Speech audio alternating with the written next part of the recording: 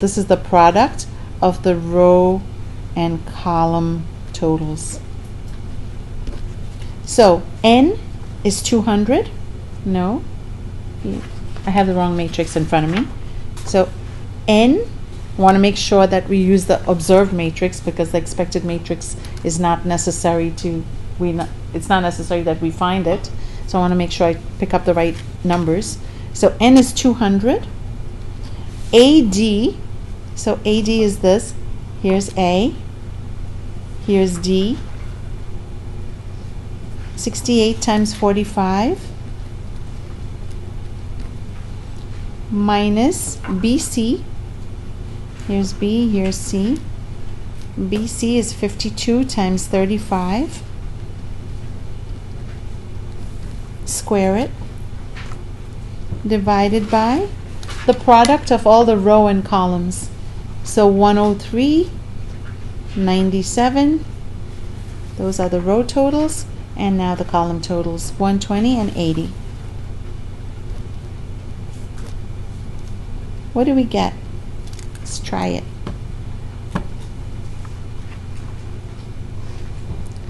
$68 times 45 minus 52 times 35. Square it. Times by 200. And divide by 103 times 97 times 120 times 80. Something's not right. Let's go again. Let me check my numbers first. 52, 35, square it. Those are right.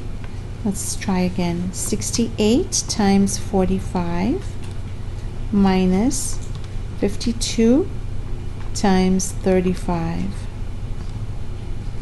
Square that. Times 200. 30752000 divided by same.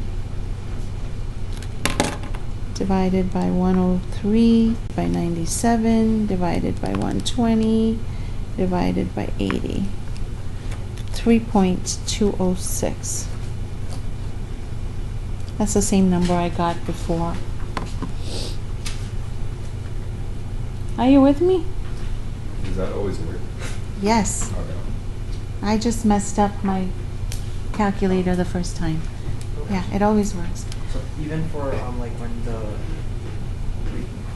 thing doesn't equal 0, like when like the part where Yeah, because this one has nothing to do with the 0. This is P1 minus P1 equals P2. For chi-square, it's P1 equals P2.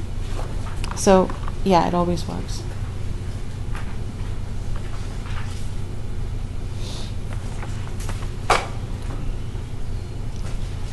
Okay, so I want to point out that 3.206 better be the square of the z-test statistic.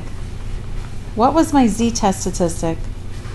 Z0 squared should be equal to chi-square. Is it? I had minus 1.79 for my z. So this square should be equal to 3.206. I want to make sure that it is. It's minus 3.204. Good enough. And also 1.96 squared should be equal to 3.84. So these are the critical values. This is a test statistic. So those tests are definitely equivalent. This will only work if it's a two-sided situation, because if it's not two-sided, then this number won't be 1.96. It'll be 1.645, and then it wouldn't work. Follow me? Okay, so we just reviewed normal theory method, and we reviewed chi-square for homogeneity of proportions. How about a quick review of chi-square, goodness of fit? The association test is done exactly the same way, right? So if the question was, I want to see if there's an association between mother's weight gain and the sex of the baby, I would do exactly what I did right now. And H naught would be mother's weight gain and sex of the baby are independent versus HA, let me write it. A test of association would say H naught, mother's weight gain and sex of baby are independent versus HA, oops, so sorry. There exists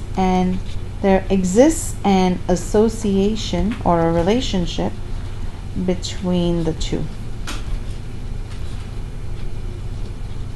categorical variables.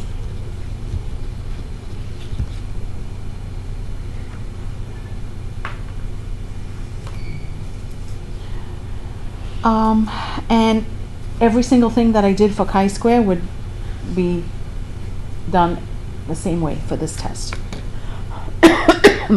Same test, same chi-square test. Follow me or not? Meaning stick it in your calculator and go second matrix edit A, 2 by 2. Yeah. What does the backward D mean again?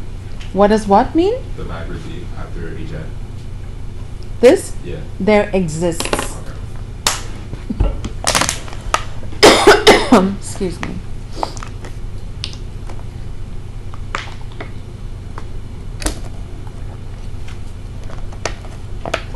Let's do a quick review of chi-square.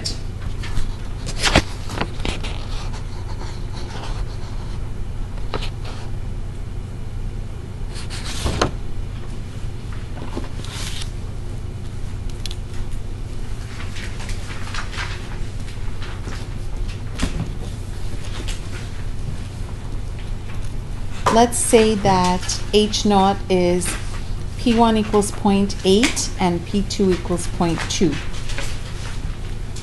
versus HA, the distribution is different than stated above.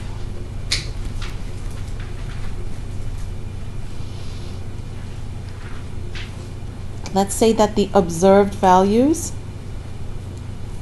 are 50 and 10.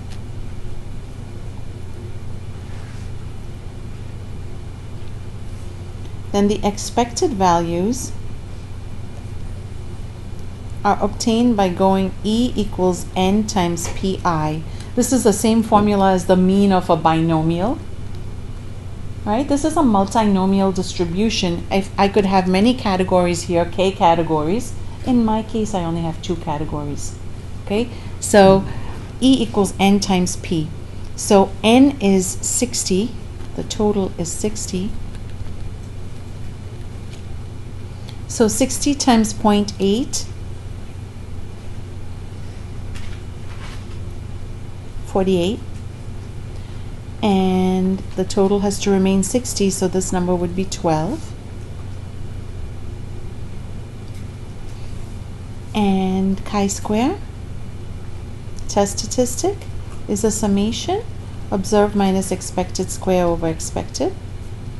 This one I just do by hand. I don't even bother to stick it in my calculator because it's simpler to do it by hand. So observed is 50 minus 48, square it over 48, plus 10 minus 12, square it over 12. That's it. So here I get 2. 2 squared is 4. 4 over 48 plus 2 squared is 4 over 12. So how about putting them both over 48? 4 plus 16 is 20 over 48. So 4 5s are 20 and 4 12s are 48. So 5 over 12. 0.416. is my chi-square test statistic, and this will be done at 1 degree of freedom because k minus 1. Chi-square k minus 1 degrees of freedom, where k is the number of categories. So this is chi-square 1 degree of freedom. And let's say 0.05. So this is 3.84. And I go and I drop this and it's 0.4166. 0.4166. So do not reject H naught.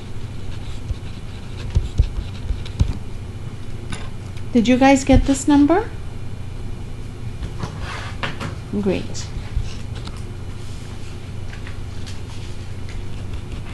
The p-value is really big. P-value equals chi-square CDF 0.4166, comma infinity, comma 1 degree of freedom. Second distribution, chi-square CDF 0.4166, comma 100, comma 1 degree of freedom, 0.5186. Alpha is equal to 0.05, p greater than alpha. Do not reject H naught.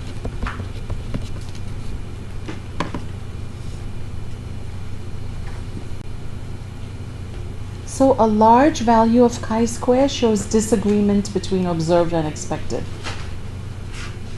And this is not large.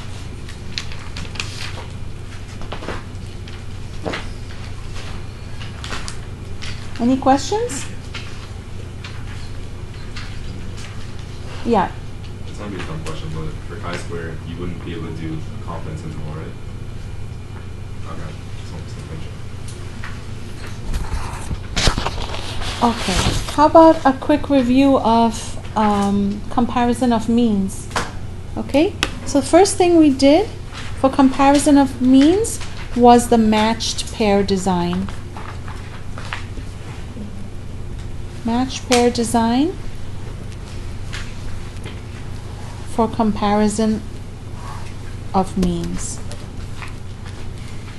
This is where you have H naught mu 1 equals mu 2 versus HA, either mu 1 not equal to mu 2, mu 1 greater than mu 2, or mu 1 less than mu 2. So it can be two-sided, right-sided, left-sided. Only one of those would occur. And you will be given two columns of values where the values are people who came in as pairs, like twins, or a before and after study, something like that. So twin studies and before and after studies are matched pairs design. And they'll give you n observations, n pairs of data. Your job is to take the difference. So suppose that they give you a number 10 here and a number 8 here. You're going to say A minus B. 10 minus 8 is 2. And let's say the last observations is 6 and 8. So 6 minus 8 is negative 2. So you will have a string of n values here, which you immediately go n values, put these n values into L1 and run a t-test on this. So it'll be stat, test, t-test, data or stats? Data, exactly. Where is your data? L1. What is the frequency? It's 1.